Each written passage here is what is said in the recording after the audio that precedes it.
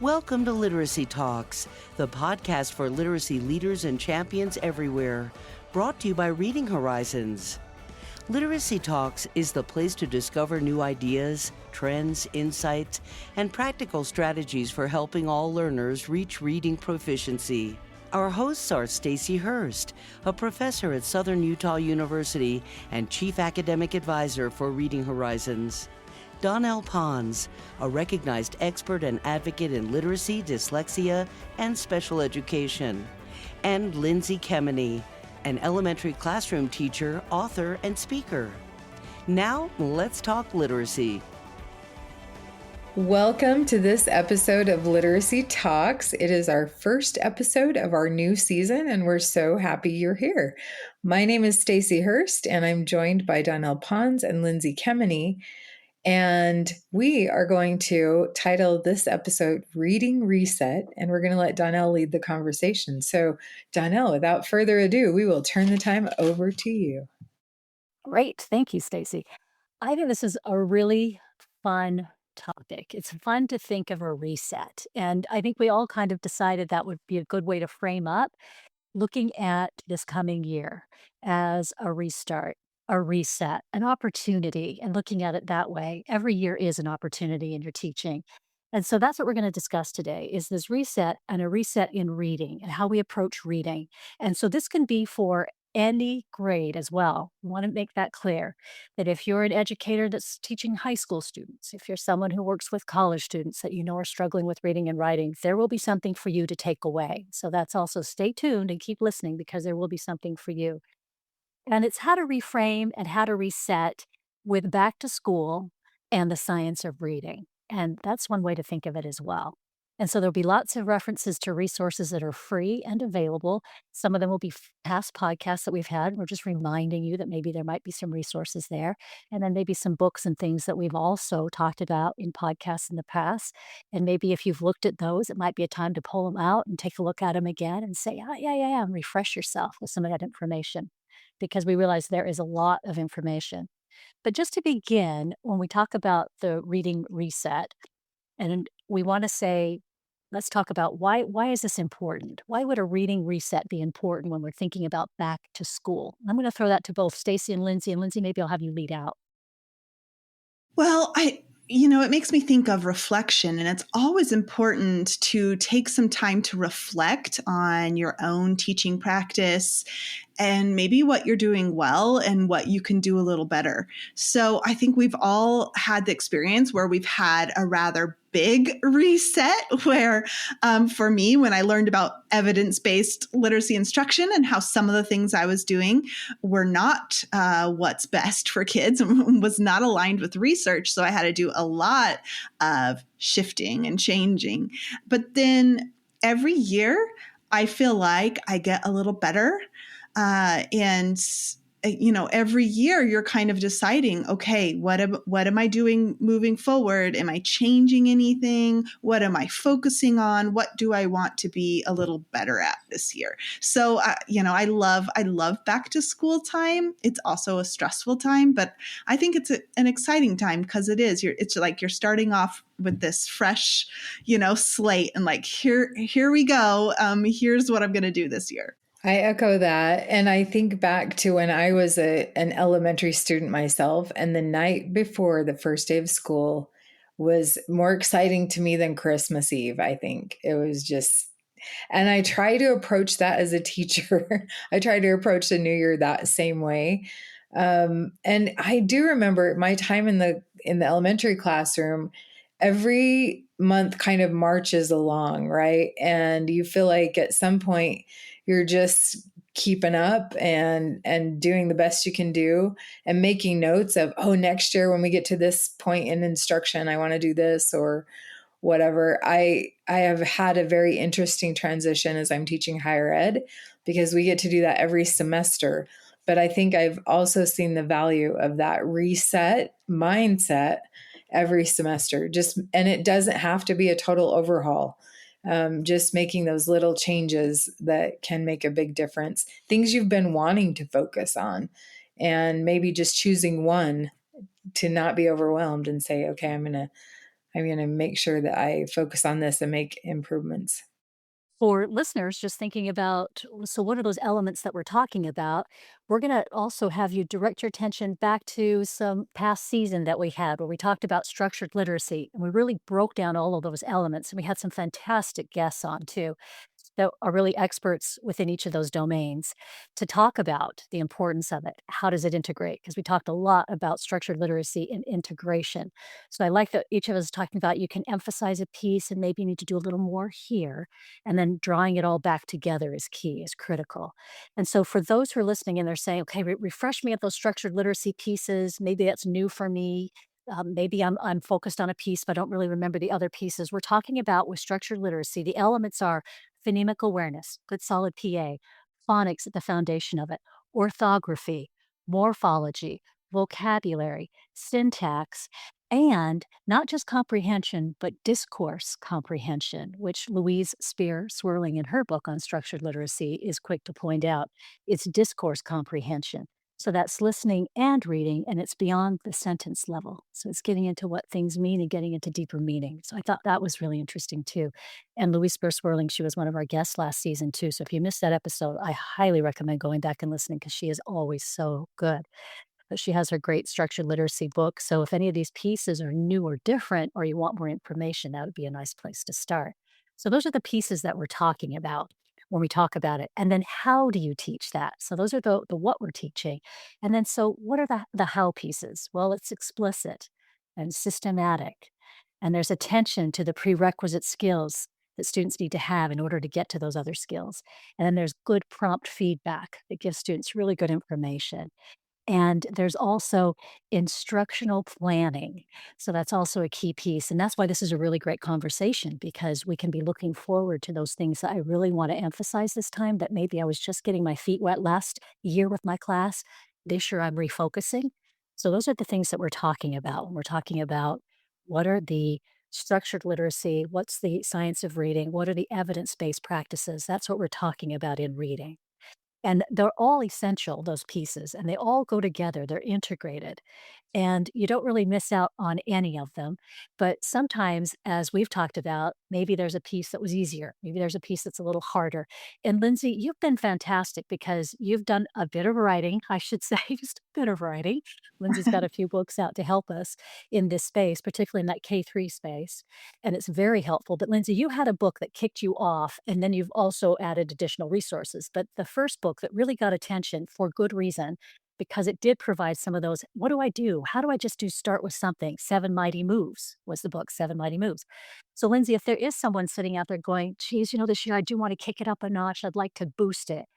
You really do have some good recommendations. Yeah, definitely. And those, it's categorized like when I was making changes in my classroom and as I was working with my son who was diagnosed with dyslexia, I just found I could organize those changes into those 7 moves. So those are those 7 big moves or changes I made in my classroom after learning about the research.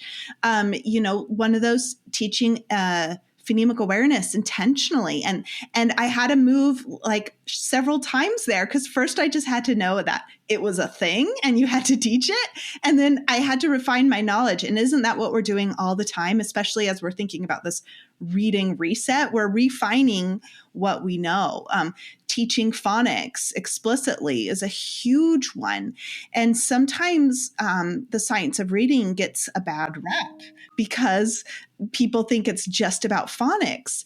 But, a lot of our attention and efforts went to phonics because that was like the area that was the weakest. So that just makes sense to me. When a patient comes into the hospital, you've got to stop the bleeding before you focus on some of the other things that might be wrong. And to me, that's kind of like that, where we were like really just expecting students to pick it up on their own. But so that's not the only move though, because we had, and the 7 Mighty Moves goes into other moves like being really intentional with our fluency, with our practice, so students can develop fluency, using reading strategies in a better way in order to promote that vocabulary and background knowledge and understanding how background knowledge plays a role into reading and in putting text at the center. All these things, right, come into play here. Yeah. And Stacy, how about you because pre-service teachers, that's a big ask, and you've now been doing it for long enough to have students probably give you feedback as well. They probably get out to their placements and you get some feedback.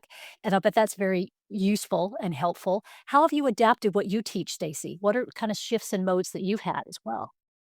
Yeah, well, it is all based on, well, I wouldn't say all, but much of it is that feedback and holding it up to what I know about structured literacy instruction. And I have the added complexity of teaching my students the components of structured literacy at the same time as I'm teaching them how to teach them, preparing them to be able to do that. So a lot of my adjustments at this point are really related to refining the how and their knowledge about some components of it too. But I think one of the things that I'm focusing on, for example, this coming year is just refining the way that my students look at data and what they can glean from that. I think that's so important early on to get a lens on how to interpret those scores or what you're seeing from your student and how that can guide instruction. So that's where I'm focusing on a little bit. And we do have really good alignment with some of our other expectations. Like they have to take a test that helps them to apply some of that knowledge about the foundations of reading. And then also just, their performance going forward as a teacher. And yeah, we do get feedback and looking forward to getting more. But some of it is along the lines of, I know, initiatives that will prepare in-service teachers with more information about structured literacy. Our students are already familiar with some of those things, which we've gotten a lot of feedback about that. But you can always refine, and that will change, right? So just like Lindsay was saying about refining her teaching of phonemic awareness, like we're learning new things all the time. But I really have seen already, if you're like grounded in the foundation of the science of reading, then those changes will not be epic. They're going to be sometimes larger than others, but never an overhaul, right? So reset is the perfect word for that, I think. And I just wanted, that piggyback on what Stacy was saying about data. And it's so wonderful that she's focusing on teaching her pre-service teachers about how to use data. We're in back to school mode here. And that is a big thing I do in preparation for back to school is I'm looking at data. So you guys both know, like I'm a nerd and I'm a data nerd. And so one of the first things I do when I get my list of students for my new class is I look at their end of year kindergarten data. So I am going to be doing some beginning of the year testing. But, that's not going to happen day one. And I like to just be as prepared as possible day one. So I go back and I look at their end of year data and I kind of I'll sort my students into little groups of what I see, who's on track overall, who is not. And then I'll look deeper and I'll say, I kind of will list them who, got the most. And the data, the assessment we use in my district and state is Acadience. And I love that reading screener. So I'll take it and I'll kind of group students with, who is reading those little CVC nonsense words automatically and is already blending those and just reading the whole word, and how many they get in a minute and who is not, and about how many sounds in a minute are they getting. And so I will look, and then the phonemic awareness assessment too, which is the first sound fluency in Acadians, and they're segmenting. And so I will look and I kind of already group my students. I know things can change over summer, but this gives me a good starting off point where, and I use that information for things like I'll make my seating charts just to start off.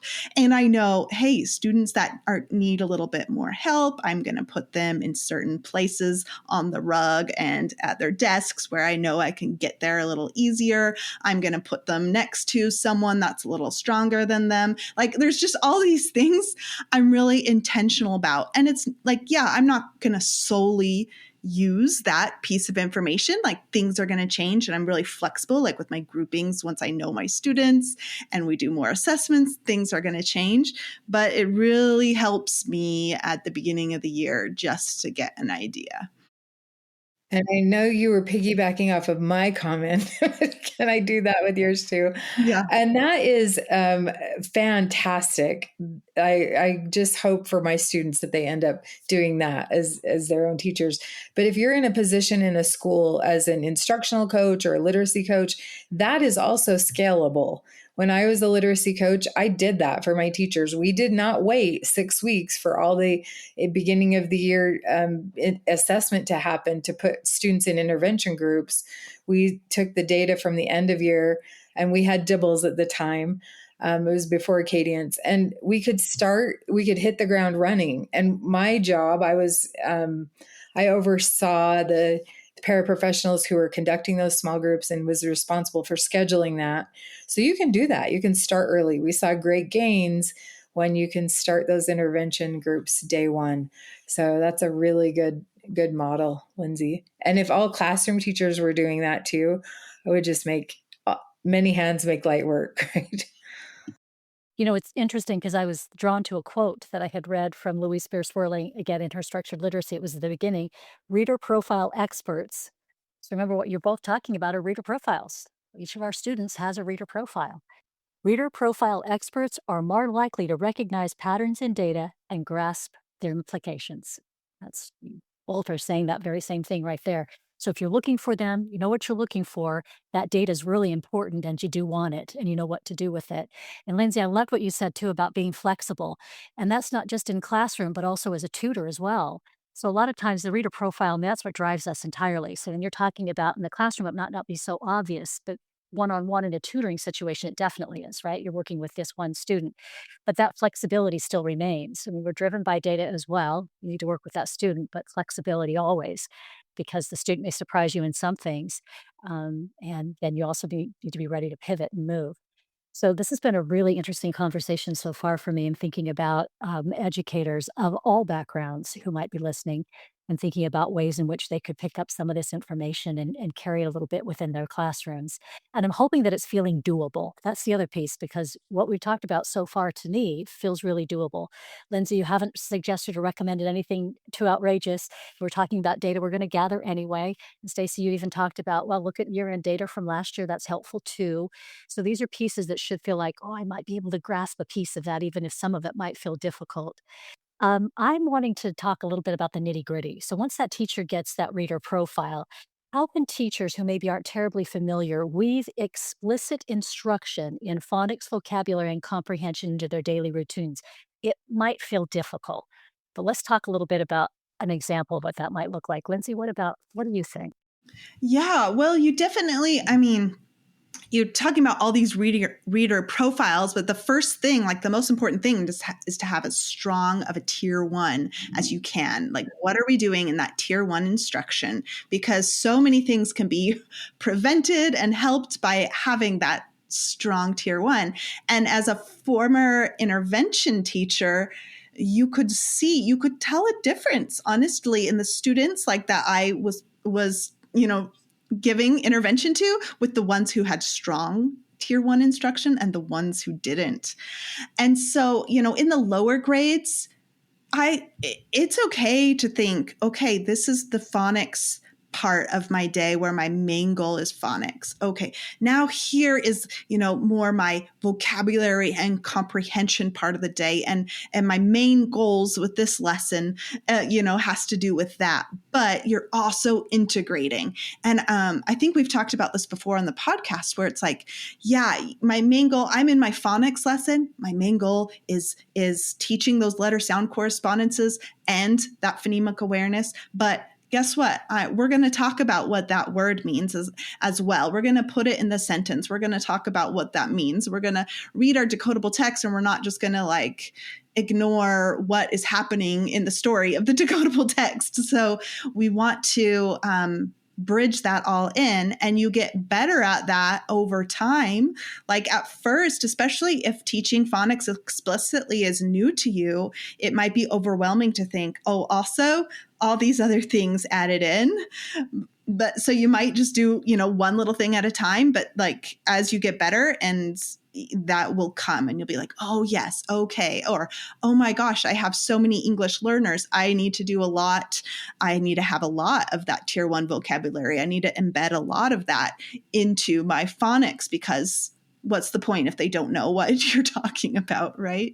So, I think this is where it's an art. You take what you know and you learn how to integrate other things into it.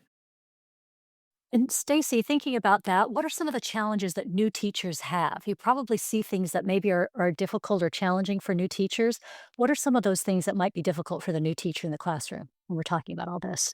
Well, maybe because I'm just myopically focused right now on that assessment data and how to translate it into targeted instruction. But I do think that it is how to gain a sense of that reader profile, right? Of that reader's profile. And everyone's different. We do have assessment, and I think assessment is key here. So helping teachers understand that assessment and the value that it can bring. And I know, Lindsay, I've heard you say this a million times. There's no point in looking at data if you're not going to interpret it. And you can have, and I'll just use terminology that is probably familiar with people who use Acadians or Dibbles or something like that, because they color code the data. So the students who are in the red category, which we would call intensive, you can have 20 students in that zone, and they all have different reasons they're there, right? So if you find that you're perplexed about what is happening with the student, maybe look at the assessment, not necessarily ones that have already been given that you're made to use, but choosing one that will help you get to the profile of that student, what they really need. And a very good starting place are these theoretical concepts that we've been learning about, like the simple view of reading, for example. Are there deficits in the decoding realm? Are there deficits in the language realm? And if so, find assessment that will match up with that and find out what they need in instruction. And then what do you need to teach? And I know I'm oversimplifying this, but we talked about all those resources with structured literacy, but also Scarborough's reading rope. That's what you need to be teaching to help inform and help those strands come together for the student. So I would say it can be overwhelming to know which assessments to use and how to interpret the data. But once you can do that, the story tells itself. It really does. And you really will know what that student needs. If you're wondering where to find proven, outcome-focused ways to put the science of reading into practice, you're in the right place. Reading Horizons Discovery Product Suite is a foundational literacy program for grades K through 3 that leverages a versatile instruction method, a personalized student platform, and accessible learning aids that include phoneme cards, student transfer books, and decodable books. The program streamlines literacy instruction and empowers teachers so all learners can achieve reading proficiency. Go to readinghorizons.com/discovery to learn more and download the complete program details today. So take us a step further, and both of you can answer this one, but Stacey, if you want to pick it up, because you kind of brought us to the door, and I'm going to take us through. So for that teacher who says, great, I've looked at my data, I see these areas, I'm getting a picture. But how do I teach this so it doesn't feel like I'm doing pull-out constantly for those because that's oftentimes what I hear from teachers is, "Well, I would have to be doing pull-out all the time." What's your response to that? Yeah, well, developmentally, what needs to happen in the brain needs to happen for everybody, right? So it really is for some students, if you're addressing those issues whole class, and you do look at your data whole class, you can say, I have many students with this challenge. So it would be appropriate to address it in tier 1. depending on what it is as well, why not take a few minutes to address it in tier one? It will be a review for some. It will not be harmful to those students who already have mastered whatever you're focusing on. There are probably many ways to look at that. And I'm sure Lindsay could add more context because she's in the thick of it. But that would be initially what I would say. Yeah, I would agree. Like you can look at patterns across all your students to say, oh, yeah, okay, like 60% of them or 70% of them, didn't do too well here or could use support here. And that can help inform what you do. Also, I wouldn't jump like at the beginning of the year.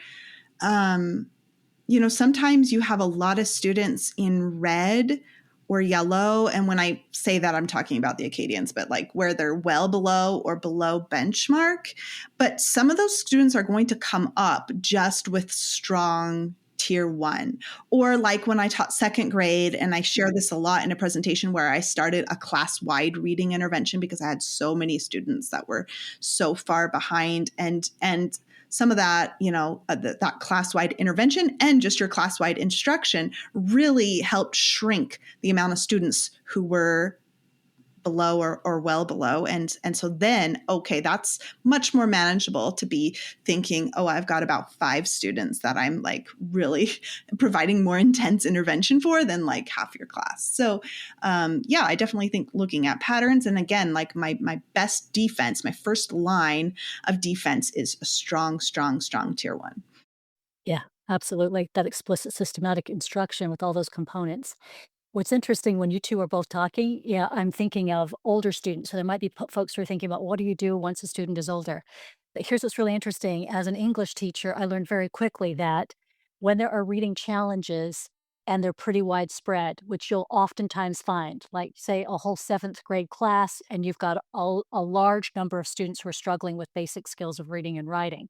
So they're coming out of other schools, feeder schools, that probably didn't have good instructions. That's why you'll be seeing quite a few students oftentimes. I was in a situation like that for one of my first teaching opportunities in English, and I realized that that was happening. I was getting a whole lot of students that hadn't received basic skills. And so there, I did the very same thing you guys are talking about. Well, if the data's telling me, which it did, told me that my students need help with these basic skills, then I'm going there. I'm going to teach what my students need. Now, others would say, but didn't you have an expectation of grade level material? And I did. And so I was creating scaffolds to help my students be able to meet that text. And was I able to? Yes, we were able to do it. So it took some thought. Obviously, it took a lot of effort on my part because I hadn't received the training. You guys are so lucky because you have the podcast and so many other resources. So, yay for you. But early in those days, this was new information, really new information. We've all talked about how we came to be here, and it was, different routes to get here. None of it was direct for any of us. I think we've all talked about having gone through teacher programs that taught us a lot of really good things, none of which had to do with reading. And in the end, we found out reading was essential and was probably the key component for a lot of our students. And so I was just thinking how much this applies also to older students. Then you meet them where they are and figure out how to help them get the skills that they need. And there are resources for that as well. This has really got me thinking, you guys, about, first of all, would love to have any of my children in any of your classrooms at any time. That would have been great. And Stacey, I would love to have been a teacher in your teacher prep program. It would have been fantastic for me. Um, but just thinking for educators who are like, okay, you guys have gotten me excited. This feels really, really good. How do you maintain momentum? So we might get excited and it might be challenging, but we're obviously going to get to some hurdles. And you guys know that those hurdles exist. What's your advice for that person who's listening to say, yes, I'm excited now, and I think I even have a focus. But what happens when 3 weeks in, I run out of steam a little bit and things get difficult? Because we've all been there. What are some recommendations that you have to kind of keep the momentum going? Stacy, what do you think? Yeah, and mine will be a little bit more high level. And I'm thinking about teachers in the classroom right now. I would say be very clear on whatever area you're resetting or wanting to focus on, set a goal. And I think that is motivating because if you see progress towards that goal, then that is going to maintain that momentum or energy and keep you going. And if you're not seeing the progress, That's okay too. Realign, right? Ask yourself the questions. Am I giving the right kind of assessment? What can I change in my instruction?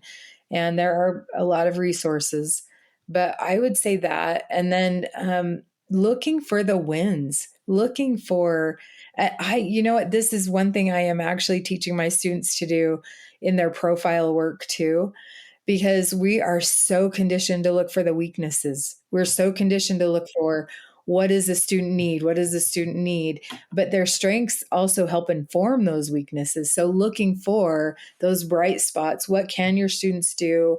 What have you seen change as a result of your teaching, right? That they couldn't do at the beginning of the year. One thing that I did for writing, my students wrote every day, and I knew of SRSD, but I did not apply it in my classroom. I wish, like you're saying, Donell, I wish I had had that information when I was teaching. But we did write every day, and I put date stamps in their journal. And like over the course of a year, you could just pull those and look at how much progress your students have just made in that area. So looking for that progress. Don't get so hung up on what you feel like, even as a teacher, are your weaknesses. Look for your own strengths too. Glows and grows, we call them, but and set a goal and measure it and work towards it. Yeah. And I would say, okay, so to keep your momentum going, I would say find a friend someone safe that you can vent to, because I think we all need, we all need sometimes to let a little steam out, right? So a safe place where you can do that, but also someone that inspires you and kind of encourages you to keep going when it does get tough. And I would say, I love doing pre-assessments, my assessments as early in the year as possible, because that really keeps me going to see the growth. I love doing a pre-assessment in writing, like that first week of school. And, maybe after 3 weeks, you're not going to see the hugest jump, but maybe after 6 to 10 weeks you are. And for me, it's so motivating to be like, that's because of me. Like, that's because of what I taught them. And it won't be perfect, but you see improvements in like their letter formation, their handwriting and spacing, the content, the spelling. I think it's really motivating to me.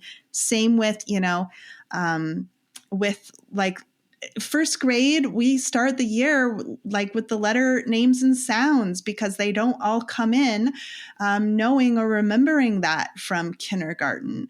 And that's one that's really fun, that you will see a difference. And I remember even just last year, where I assessed a certain student on how many letter names and sounds he did. And then I normally wouldn't assess that the very next week, but I did, because I was a little frustrated that there was a problem with our beginning of the year screener, and they still hadn't administered it. And I was like, it's not going to be as accurate because they've been in school learning. And so like a week later, I assessed him, and he had like 9 more letter names and sounds than he did the week before.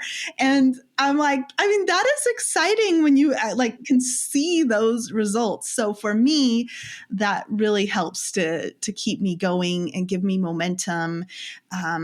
And even if it's a puzzle, like if you're like, oh my gosh, this student hasn't made huge growth, well, look at it as like, be the detective, figure it out. I've got to do something maybe different, maybe more intentional, maybe more time, maybe smaller group. What can I do to figure this out? So I don't know. Those things help me to keep going. Donell, I have a question for you, because you tutor, like you don't necessarily you tutor all year, right? Year round. So your students have a reset in the sense that some of them are in school and they start a new year, but you are consistently with them.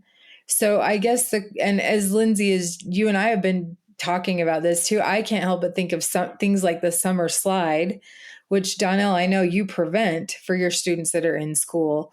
Like they're continuously growing because they're getting your instruction.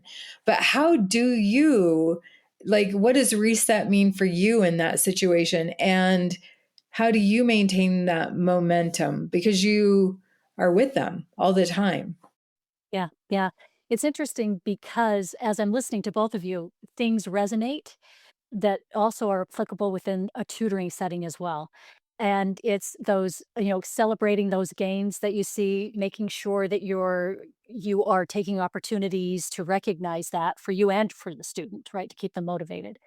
And then I also think maintaining interest can be challenging in a tutoring setting because it's you and that student. You're not changing a new teacher and setting every year that kind of gives it a new glow, right?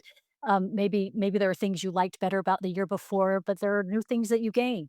It's just you and that student, right? For which can be 4 years, depending on the difficulties and challenges and what it is you're trying to accomplish with a student. So it can be the two of you for years.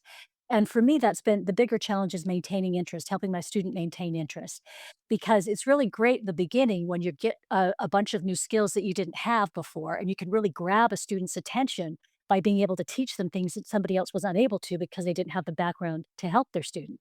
So you might get their attention rather quickly, and they glob right on like, "Oh my gosh, I'm learning these things for the first time." Maintaining that over the next so many years as you increase your student's skill, that can be tricky. That can be challenging because they also not only are they getting older and the two of you have been together a while, their interests are changing too, right? These people are maturing, your students are maturing. Oftentimes, I get students who are already fourth, fifth grade and still reading at like that, even a pre reader skill. I mean, I've had some students, it's just been really very, very difficult to receive a student in fourth or fifth grade who still is a pre reader and to take that student. So early gains are very great for that student. They're very interested in the beginning, but they still have a lot of ground to be made up. But with that, I always say we set goals because it's always asking the student as they mature and get older, what is it that you would like to accomplish? So I think as a tutor, that's becomes a lot of the focus and attention is helping your student be part of that learning journey and having them have some sort of say over it by saying, well, I would really like to be able to do this or that. I'd like to be able to read this text. My friends have always read it. I would like to attempt it. So we talk about what it would take to get there, and then we work towards those things. The other thing is I think picking materials or choosing materials that are interesting to the student and providing background knowledge for the student so they feel like they're really gaining something, not just learning the skills, which you're teaching that explicit systematic. We're teaching the phonics and the phonemic awareness, perhaps if needed, morphology, vocabulary, syntax, but we're doing it within the context where they feel like they're really gaining something so that when they go back into a classroom, they feel enriched. So they're bringing something maybe additional into the classroom for the time that they've had to spend outside of the classroom. Those are the kind of the challenges I run into.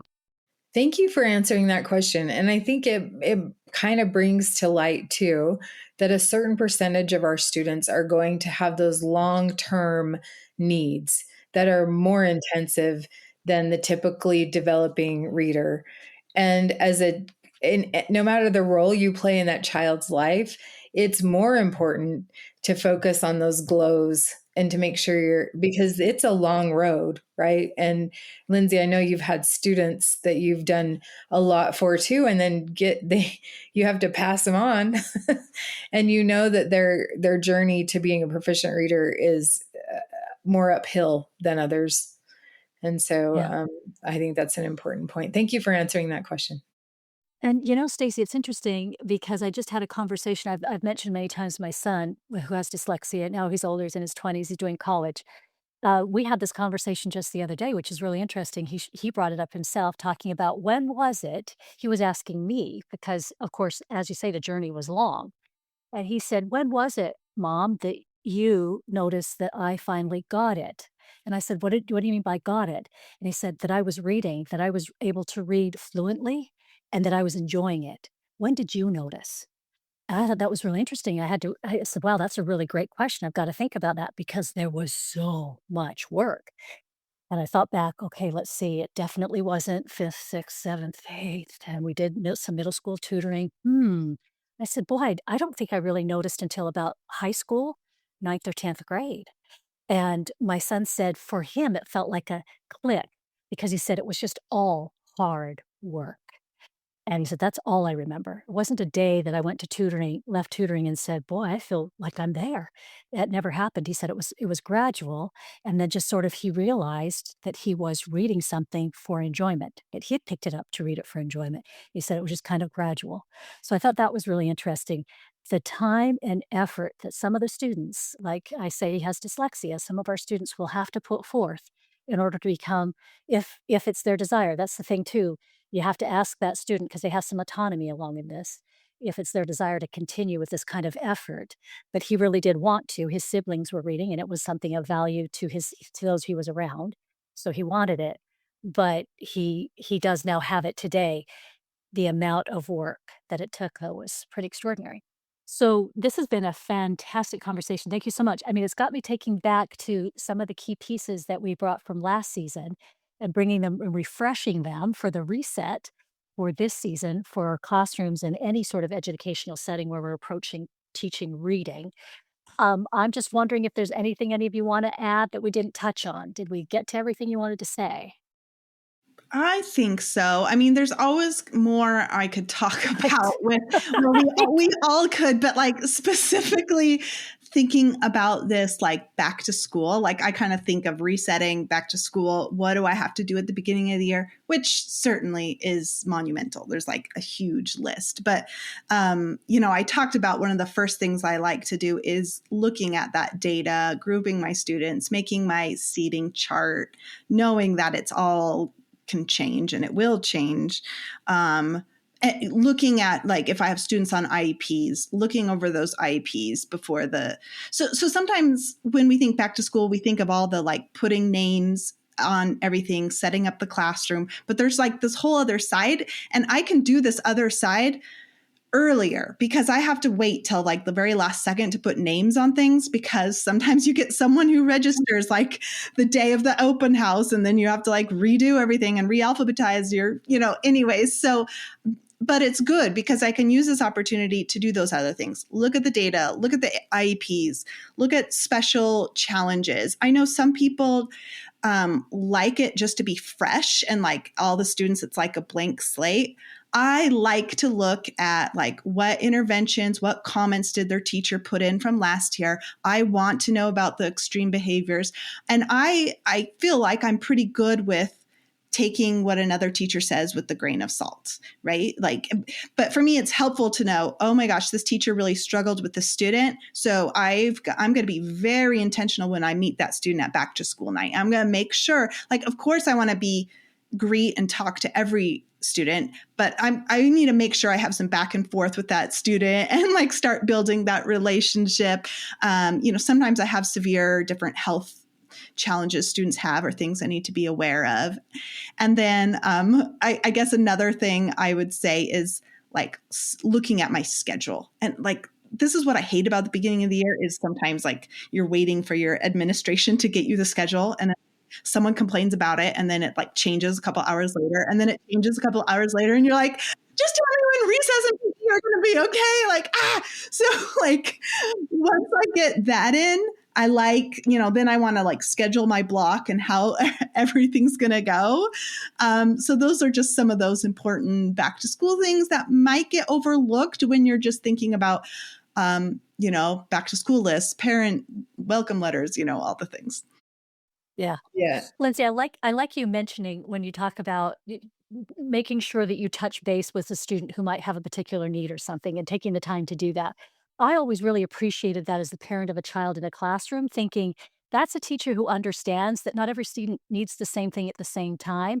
So a little extra attention here is going to make things run smoothly for everybody. So that's really nice that you mentioned that. And maybe calm down a little bit if you see a teacher making extra effort here, because overall it makes everything run smoother. I love to see that. Sometimes it's nice too, because sometimes there are like pretty big needs, and it's kind of nice to know earlier in the summer so that I can wrap my head around it and maybe do some extra reading about it. Like, I've had a student with select mutism before, or, I've just these different unique situations that it's nice to have some knowledge about. And of course, I'm going to be thinking about that first year teacher or maybe those in their provisional years of teaching. And I think, so for you seasoned teachers, these things are going to be like probably old hat, but there are some pieces of advice I give to my students. This is your first year. Play the rookie card. Do it. Because otherwise you risk overstressing yourself and burning out early. This is your first time getting to know what those students are capable of, getting a sense of your whole class. But here are some ways to expedite that feeling of excitement and confidence. Get to know each of your students individually. Lindsay already mentioned get to know their data. I would get a copy of last year's yearbook, memorize their faces and their names, know them when they walk through the door, day one, names and face. If you have the opportunity to reach out to their parents before, do that. But also within the first weeks of school, I would make a checklist for every student and make sure that I noticed something positive about that student and reached out to the parent to share that. This is what I'm noticing with your student. Those kind of things will make your year go so much smoother. You need to not only know your student's reader profile, but you need to know them as a person individually. And Donell, much of what you were saying about making learning relevant will be helpful there. If you know what their interests are, and you will see, I know this in my first grade classroom, we had, depending on the year, there was a lot of interest in the same thing. So you could take that into your whole class as well. And then lean on those people. Lindsay said it. Find your people, find somebody that you can turn to as a mentor and ask questions. Don't be afraid of that. Get to know your instructional coaches, your speech and language pathologists in the building, and ask questions. You are a detective when you have a student that is stumping you. And finally, I would say you know more than you think you do. And that actually goes for any teacher, no matter how long they've been teaching. You know more than you actually think you do. So Yeah. trust that. Sometimes the more I learn, the more I think I don't know, actually. Which is a good sign that you know more than you think you do. That's what you look for. It's the person who You're has a all the learner. answers that is, yeah, suspect, right?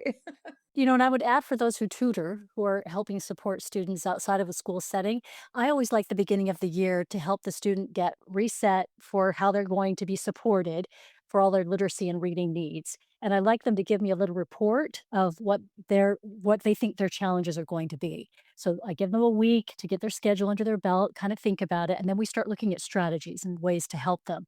And they set goals. So we also set goals about this may be challenging right now. Where would you like to see yourself in the next 3 months with that class? And then we check back to see how do you feel. And obviously we make progress, and the students are always happy to do that. That's a way in which you can support the learning in school as well. So that's great.